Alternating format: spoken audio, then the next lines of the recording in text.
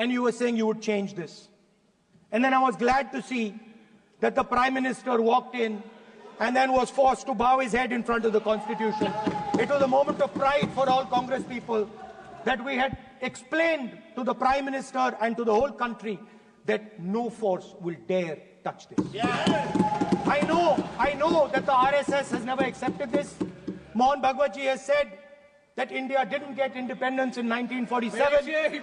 He has said that this constitution is meaningless. I know that that is at your heart. We will never let your dream come true. This constitution is going to rule India always. Now, एक minute आप प्रतिपक्ष के नेता हैं।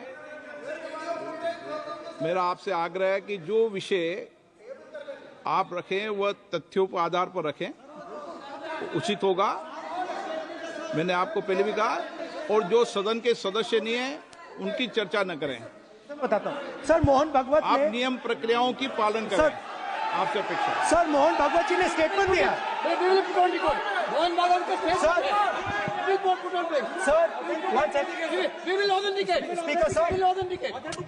Speaker sir, Mohan Bhagwat ji made a statement saying that India did not receive independence in 1947. It received independence when the Ram Mandir was inaugurated. We will place that on the table.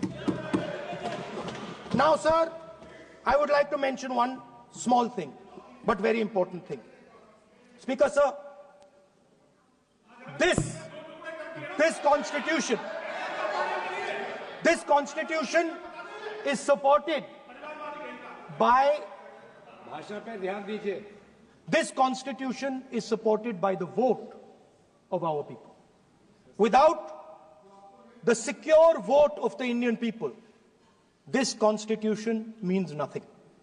Now I want to bring to the notice of this House some data, some information about the Maharashtra election. Very simple stuff.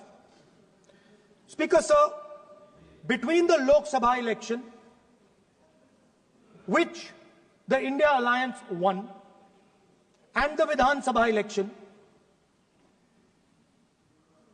the voting population of Himachal Pradesh was added to the voting roll of Maharashtra. Meaning the entire population of Himachal Pradesh was added to the voter rolls of Maharashtra. Please understand what I am saying. In Lok Sabha, the difference between Lok Sabha and Vidhan Sabha was the population of Himachal. The entire population.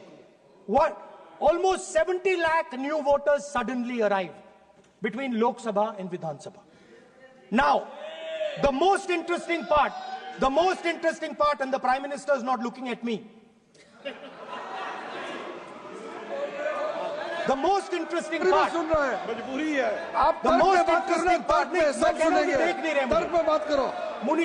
suddenly. The most interesting part is,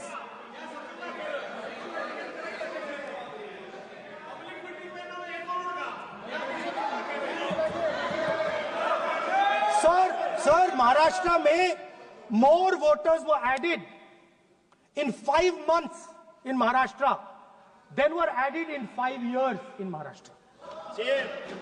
जितने 5 साल में add हुए उससे ज्यादा 5 महीने में add हुए, आखिरी 5 महीने में लोकसभा चुनाव के बाद। सर, एक बिल्डिंग है सर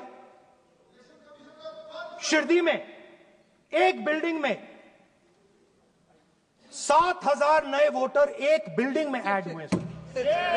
एक बिल्डिंग में 7,000 नए वोटर ऐड हुए सर। सर, मैं कोई आरोप नहीं लगा रहा हूं, मैं सिर्फ ये कह रहा हूं सर कि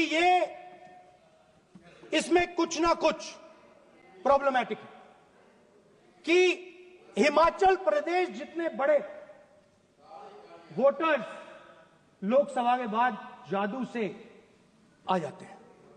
अब हम क्या कह रहे हैं, हमने इलेक्शन कमीशन से रिपीटेडली कहा है कि हम आरोप नहीं लगा रहे हैं, आप एक काम कीजिए, हमें लोकसभा की वोटर लिस्ट दे दीजिए, नेम, एड्रेस और इलेक्ट्रॉनिकली दीजिए, और विधानसभा नहीं है। नहीं सर, नहीं नहीं नहीं नहीं नहीं नहीं। स्पीकर सर, स्पीकर सर, वो सब वेबसाइट पे रहती है, सब जानते हैं, कभी भी कोई निकाल सकता है। स्पीकर सर, मैं समझा देता हूं sir.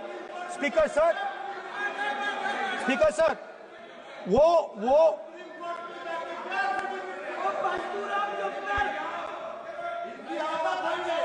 Speaker sir, we have asked, speaker sir,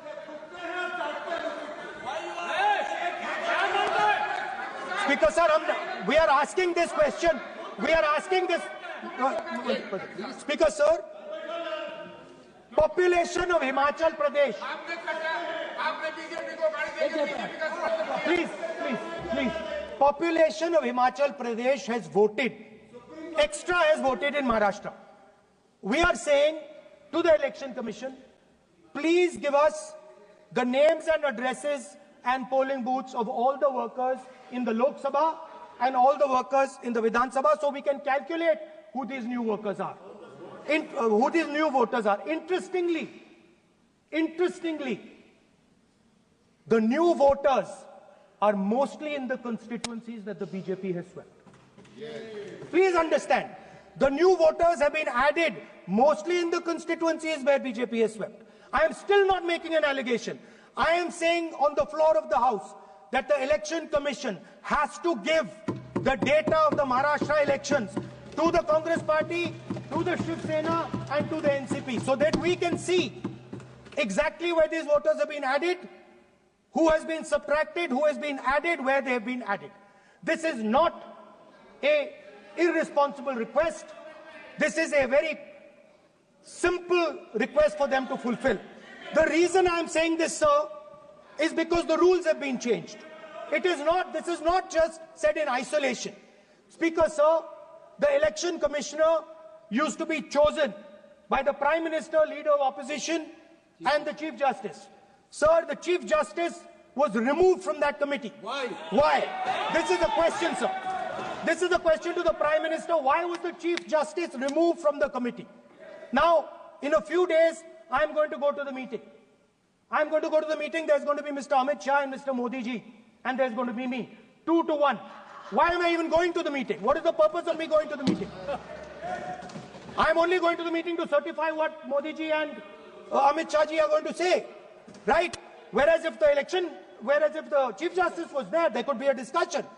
Chief Justice and Leader of Opposition could say, no, we don't agree.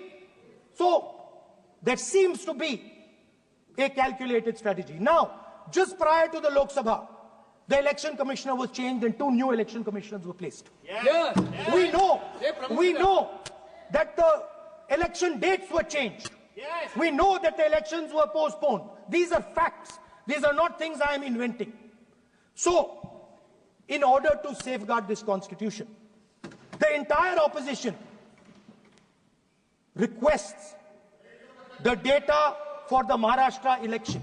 We request the data and the electoral voter list for Lok Sabha and the corresponding list for Vidhan Sabha. And I am very confident that the Election Commission will not give us this information.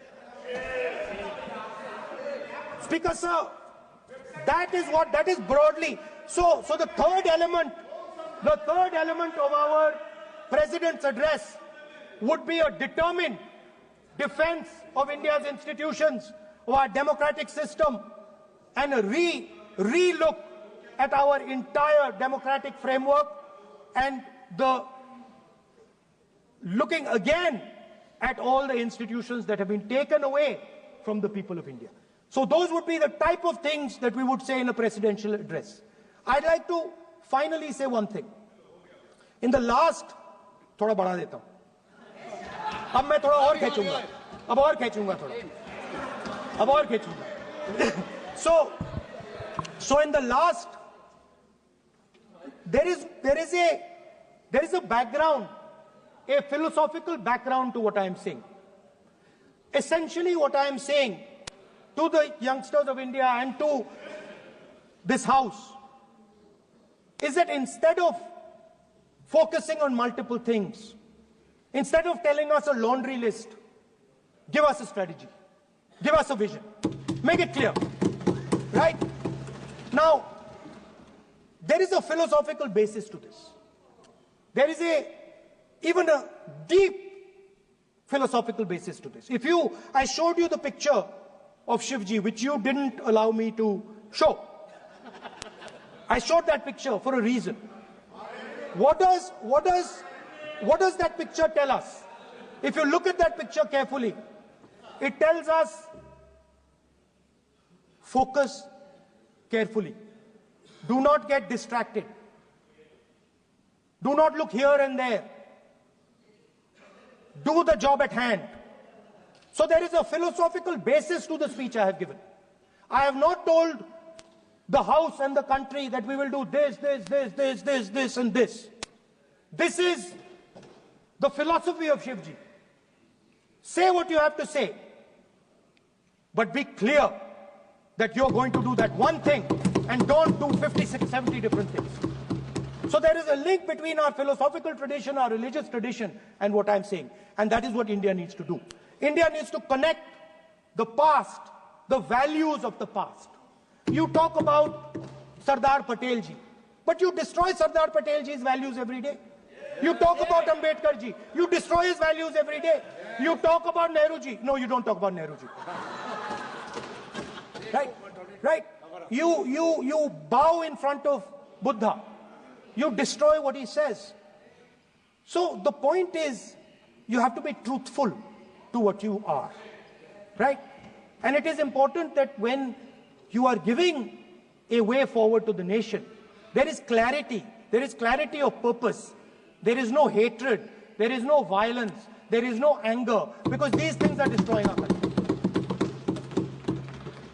So my speech has not been angry, has not been nasty. My speech has been very polite, very kind, and I thank the Prime Minister for coming and listening to it.